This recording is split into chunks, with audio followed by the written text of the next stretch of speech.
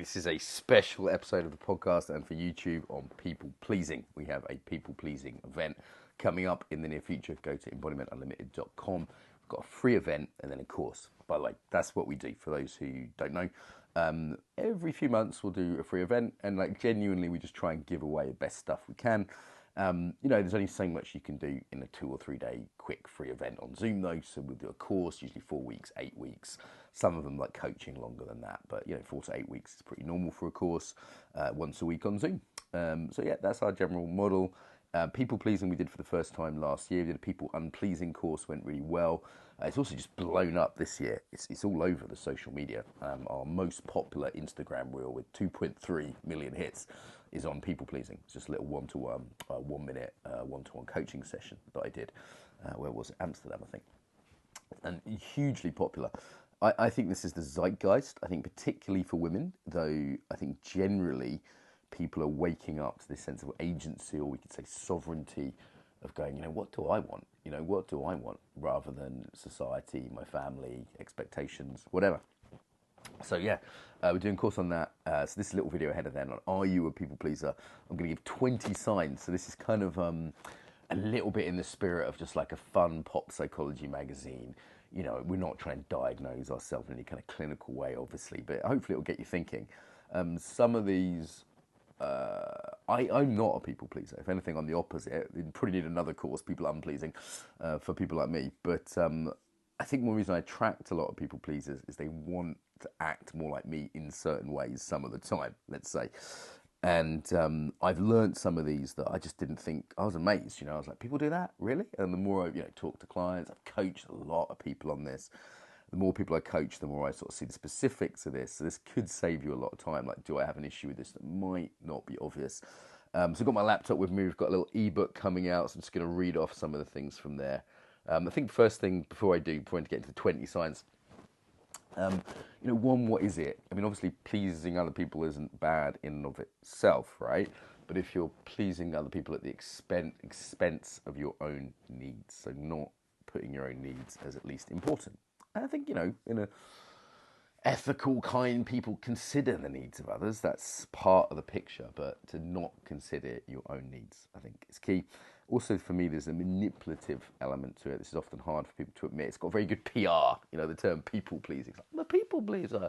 No, I'm a manipulator of other people through fake kindness, So I think there's an element of manipulation through it. And, often that does have a trauma background that people have learned a way to be safe. Sometimes you hear about the fawn response, F-A-W-N, fawn response, a way of making social situations safer, helping people in ways that means you hope they're going to like you. We all have this a bit. I think we're all social animals. We've all evolved in a social environment where we didn't want to be kicked out of the cave, as it were. So I think, to some extent, this is all human beings. But for others, it's really getting in the way. Some of what I'm going to say is signs of people pleasing are obviously like why it's a problem as well. So I think kind of serves two functions there. All right, so I'm going to go through a list, see which ones applies for you. Maybe if you're on YouTube, you can put in the comments how many points you got, as it were. You won't have all of them because there's different flavours of it. Definitely seen that with clients, but here are a few. Good. So fear of rejection. So again, we all have that to some extent, but would you say you're disproportionately fearful of rejection? Would you say that you're sacrificing your own needs? And it's particularly if it's sort of people that don't really matter to you, irrational fear of rejection, if I don't do this specific thing, they're not going to love me, that kind of thing. So I think, more general one, lack of assertiveness. So, do people say you're not assertive? Do you not stand up for your own needs and wants? That's really at the very core of it. We can kind of stop there with those two, really. But let me go into some ways that shows up. Common way it shows up, for example, is overcommitment. So you say yes to things rather than saying no. Difficulty saying no, we can put as another kind of key one, but that leads to this overcommitment, leads to, I've got too many things to do. Either it's exhausting, you'll resent those things. I'll come back to that one. You're exhausted, or you just drop them. You just let people down. Usually it's the exhaustion and then the letdown finally, because that's, you don't want to let people down, but that will happen eventually. So the overcommitment, I think is one. Seeking validation. Tell me I'm a good girl. Tell me you love me. Like, again, that could be like lots of little things. It could be social media. It could be, how you interact in conversations. It could be how you are with your boss. Lots there. Okay, another one, avoiding conflict. So what people are most scared of is not being loved, not being validated, but conflict, right? So not saying things. So I'll give you an example. Just had a small disagreement with my housemate. He's very lovely, actually, my housemate. And she said, can you wash your things up after you have breakfast? And I said, well, I'm not always going to do that. So the people-pleasing thing to do, I actually felt it, even as someone who isn't a people-pleaser, would have been to say, of course, knowing that some days I'll be in a rush and just wouldn't do it. So that would be a lie. And I didn't want to do that. And sometimes I just don't want to do the washing up straight away. It's a small thing, but I noticed that urge in myself to people please and say yes to avoid the conflict, instead of saying, well, I did tell you when you moved in that I might not always do the washing up, and I will do it within a day, but I'm not always going to do it right away. Yeah. And there was a sort of moment of awkwardness there because there's a mini conflict, not a big deal. We still like each other, I think, but it's a little example of how I could have been a people pleaser. And if someone like me feels it, I'm bottom 1% agreeableness on psychological tests. So what does that mean? It doesn't mean I'm a bad person. It doesn't mean I'm any less ethical or moral. But it means I'm far less of a people pleaser than average. 99% of people are more people pleasers than me. Yeah, interesting one. Okay, so guilt. Another one. I don't experience a lot of guilt. Some people, this has a religious element, cultural element. I definitely see it in sort of Southern Europe, the old Catholic guilt complex we hear about a lot when I'm on my trainings. But the idea of guilt of like, oh, I've let them down. I should have come to their thing. Like that's just not a big part of my world. Again, it doesn't mean that I'm unethical, but I just don't lose a lot of sleep on that. And I know that people pleasers really do, like a strong sense of guilt, even in small things. And I find myself sort of my friends who are people pleasers, like constantly reassuring them that that could be another one, right? You need constant reassurance because it's like otherwise they feel guilty, and I don't want them to feel guilty. So it's that's what I noticed. A self-neglect, right? Again, this is really at the core of it. So these core ones, like being unable to say no or self-neglect, this is like, that's enough to say, hey, I have an issue here. You neglect your own needs. You put yourself second. Yeah, and this isn't like a noble sacrifice. This is just not smart. Ultimately, it's also not kind. This is a key insight, actually, for people pleasers. Not only is it not smart for you, it's also not kind to the other person, because sooner or later you resent them, let them down, etc. Let's put resentment in there, as I mentioned it twice. So people pleasers are often agreeing to things they don't want to do, and as a result, they get resentful. Okay, so they've made agreements in their head, like, I've helped you, you should help me. I've helped you do this, but why haven't you bought me a present? Why haven't you done this back for me?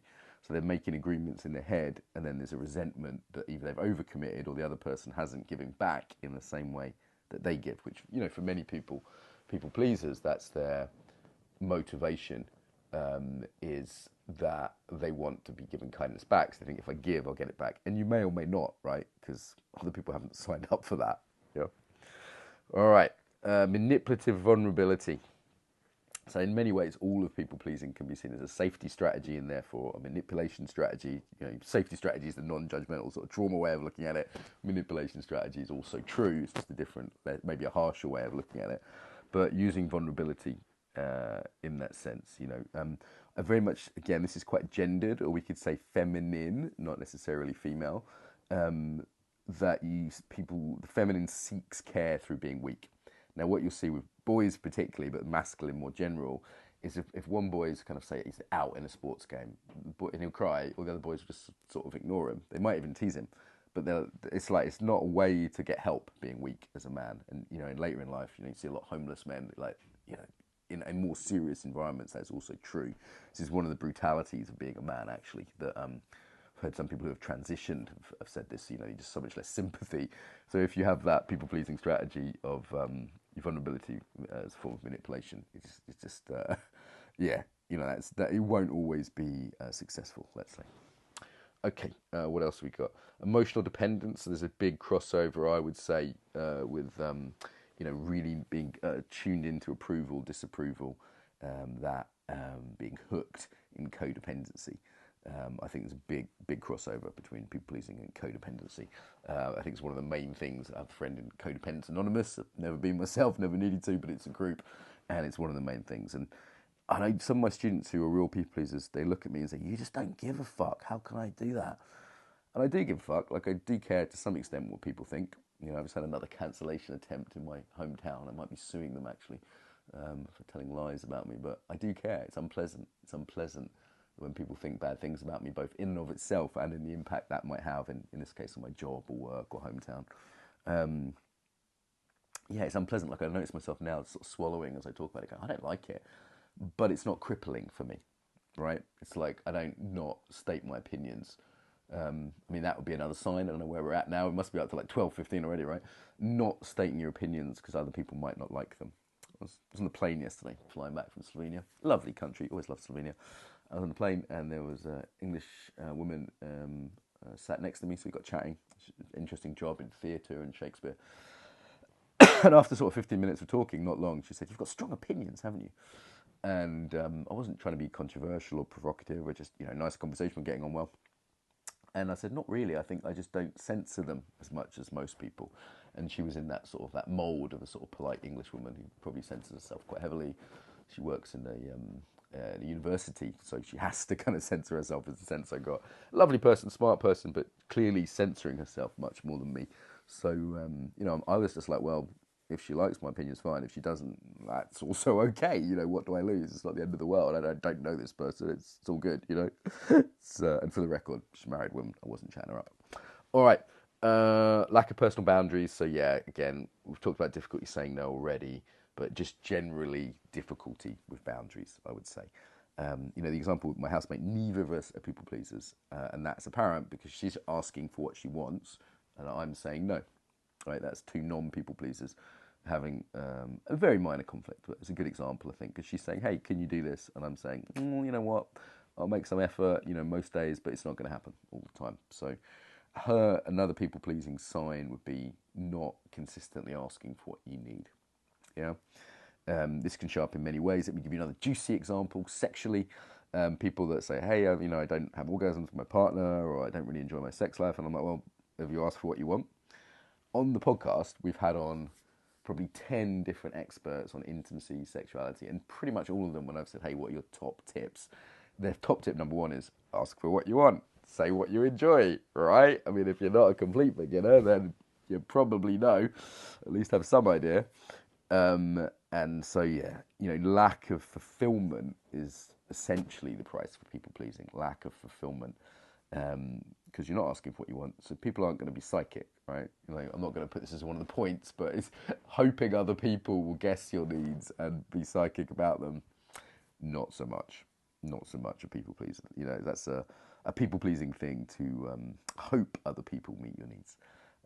Think they should be psychic. You should know. It's kind of a classic male female like marital argument. Like, I shouldn't have to say.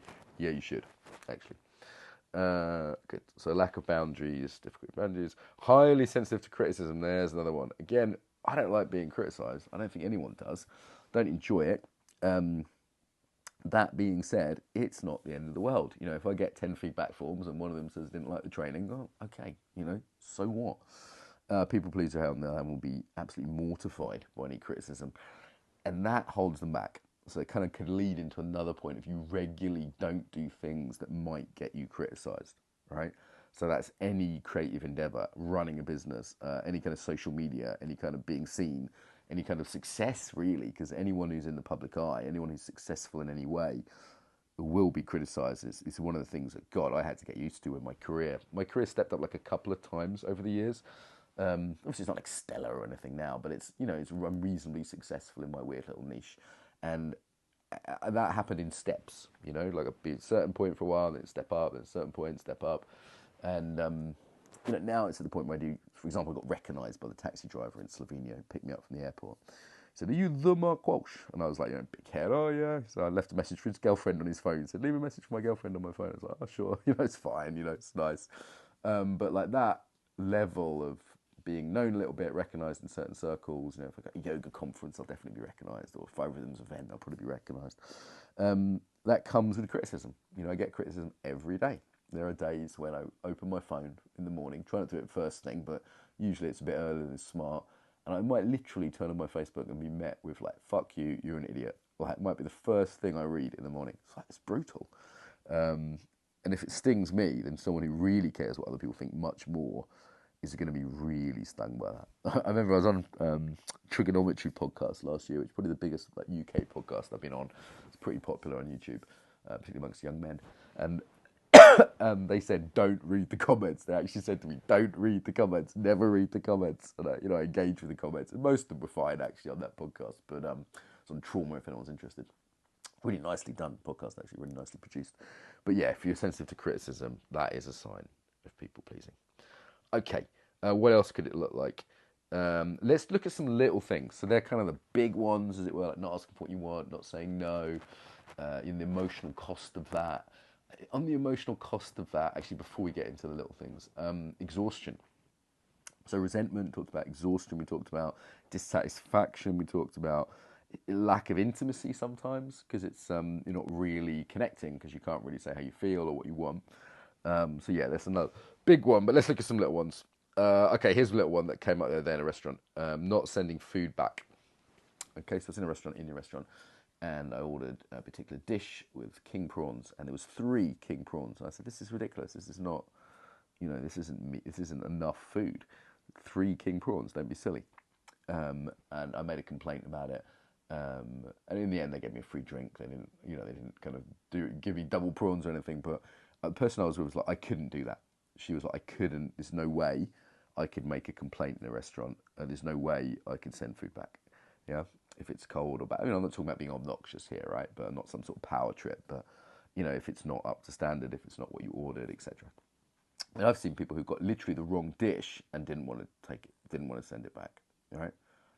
Rather than I'll send it back straight away, like, this isn't what I ordered. Yeah. And as I said, you don't have to be obnoxious. Like, I don't know, yesterday I ordered a rare treat. I ordered a Coke Zero, and it came caffeine-free Coke Zero, but I actually wanted the caffeine, so I was about to go to the gym, and I said, oh, can you change this for a caffeinated one? And the guy said, no, we don't have that. It's decaf Coke Zero. It's just dirty water, basically. I was like, okay, never mind, But I was willing to. Yeah, so a little sign. What else have we got? Oh yeah, listening for longer than you want to. So when you find yourself in a conversation, sort of pretending to listen, it's like someone's captured you. Someone says, oh, they're an energy vampire. It's like, well, you should have told them. Like yesterday, I was in a taxi, and the taxi driver heard I was a psychologist, and started telling me about his divorce, all his problems. Nice guy, and I listened for a little bit, and then at a certain point, I went, you know what? I'm going to get back to my podcast, but nice to talk to you. And the sense I got is he would have talked for another hour otherwise on quite a long taxi journey. So signing your people is that listening when you don't want to. Another one, acting happy. A fake smile, putting on a smile when you don't want to, in order to try and sort of make people feel like you're having a good time. There's another one, laughing out of discomfort. There's another one, I'll go quick now because I can see I'm running out of time. I've got an appointment. Laughing uncomfortably, discomfort laughing. Offering to pay when you don't really want to pay, for your friends or whatever. Apologising excessively. This was always a joke between me and Daria that she's apologised 5 times to me. She's definitely not a people pleaser. It's not in her culture in that form of it. Whereas I know English people who would apologise 5 times a day. She had a Colombian girlfriend years ago, and someone stepped on her toe, and she came back laughing. She said, no, that was it. She said, I stepped on someone's toe, and they apologised, and she thought it was the funniest thing, because in Colombian culture you just wouldn't do that. It's a classic English people pleasing. I mentioned agreeing with opinions you disagree with. That's the other side of That's the other side of not expressing opinions other people might not like. Doing favours you don't have time for. Not standing up for your preferences. Enduring discomfort. Overlooking mistakes. Always being the one to adjust. So always being the flexible one. Like, oh, don't worry about it. We'll find a way. That sort of not actually asserting it. Classic one at work is just taking on more work. I've seen this time and time again. Bosses will sort of abuse people pleasers, but sometimes I don't even know they're doing it. I've had people resign, and I've just been putting on work on them. I just didn't realise they were way past their capacity because they never said. I was like, one more thing. So even if it's, it could be abusive, could be just accidental, but yeah, definitely taking on more work. I've seen that one a lot. What else have we got? Okay, let's look at the body stuff. So nodding excessively, little noises, like anxious noises, or the head tilts. On YouTube you can see this, little head tilts, or mirroring a lot, leaning in a lot. The body language is often sort of leaning in. Sometimes it's kind of like fidgeting, because it's basically signs of anxiety.